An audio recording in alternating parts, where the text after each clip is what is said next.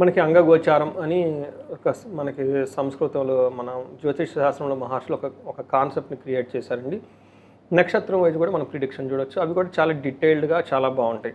ఇందులో మనకి 4 గ్రహాలు సూర్యుడు, తర్వాత కుజుడు, బుధుడు, శుక్రుడు ఈ యొక్క గ్రహాల యొక్క స్థితిని బట్టి మనం చూస్తే పునర్వసు వాళ్ళకి వస్త్రలాభం ఉంటుంది, సౌకర్యంగా ఉంటుంది, పరవాసం ఉంటారు, లాభప్రదంగా ఉంటుందని చెప్తారు.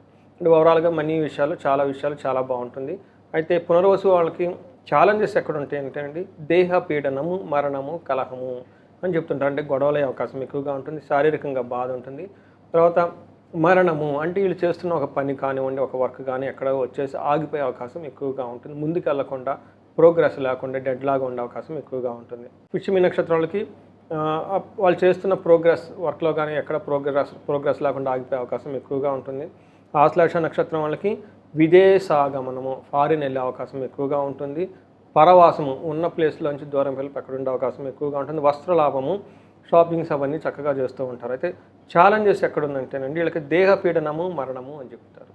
మరణతుల్యం అంటారు. అంటే ఏదో ఒక నిరాటకంగా వెళ్ళాల్సిన ఒక పని మధ్యలో ఆగిపోవటం, బ్రేక్ రావటం, ఆ పని కార్యక్రమం కంప్లీట్ ఉపసంహరించుకొని ముందుకు వెళ్ళిపోలేనికుండా విత్డ్రా చేసుకునే అవకాశం ఎక్కువగా ఉంటుంది.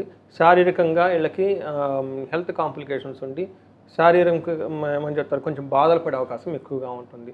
ఇవి మనకి నక్షత్రం ప్రకారం కనుక చూసుకుంటే, పుష్యమి ఆశ్లేష నక్షత్రం వాళ్ళు కేర్ఫుల్గా ఉండాలి.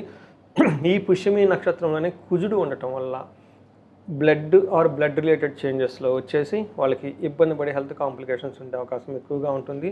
ఆశ్లేష నక్షత్రం వాళ్ళకు కూడాను ఫుల్ మంత్ అంతా పుష్యమి నక్షత్రం వాళ్ళకి మే 12th నుంచి మంత్ ఎండ్ వరకు ఆశ్లేష నక్షత్రం వాళ్ళలో కుజుడు ట్రావెల్ చేస్తూ ఉన్నాడండి. కుజుడు ట్రావెల్ చేస్తే బ్లడ్ రిలేటెడ్ ప్రాబ్లమ్స్ వాళ్ళకి వచ్చేస్తూ ఉంటాయండి. ఇది మనకి ఓవరాల్గా కనుక మనకి నక్షత్రం ప్రకారం ఈ రాశి వాళ్ళకి, కర్కాటక రాశి వాళ్ళకి అని చెప్పుకోవాలి.